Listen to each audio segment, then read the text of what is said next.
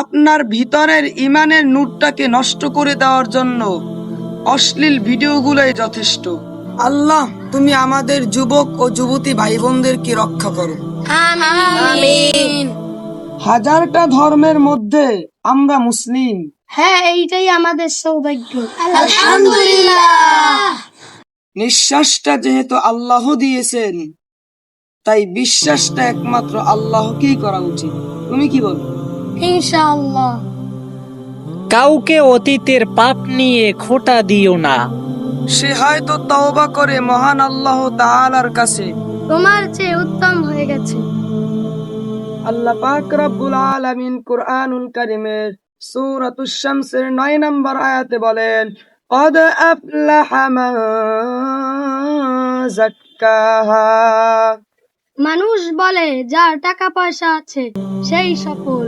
কোরআন বলে যে নিজেকে শুধরিয়ে নিয়েছে সেই সফল। আলহামদুলিল্লাহ। এলেমের পথে মানুষ নেই তাতে কি হবে? আপনি এলেম শেখা শুরু করেন, এই এলেমই আপনাকে একদিন আলোর পথ দেখাবে। ইনশাআল্লাহ।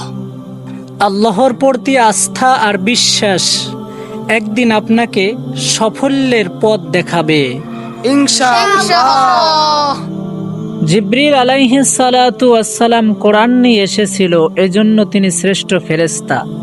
রাসূল সাল্লাল্লাহু আলাইহি ওয়াসাল্লামের উপর কোরআন নাজিল হয়েছে, এজন্য রাসূল সাল্লাল্লাহু আলাইহি ওয়াসাল্লাম ও তিনি শ্রেষ্ঠ নবী।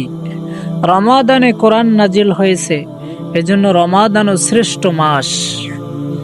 শবে কদরে কোরআন নাজিল হয়েছে, এজন্য রাতের ভিতরে শ্রেষ্ঠ রাত শবে কদর। আমরাও যদি কোরআনের সাথে এরকম সম্পর্ক বাড়াই, আল্লাহ পাক রব্বুল আলামিন আমাদেরকেও শ্রেষ্ঠ বানিয়ে আমাদের মর্যাদা বাড়িয়ে দিবেন। সুবহানাল্লাহ।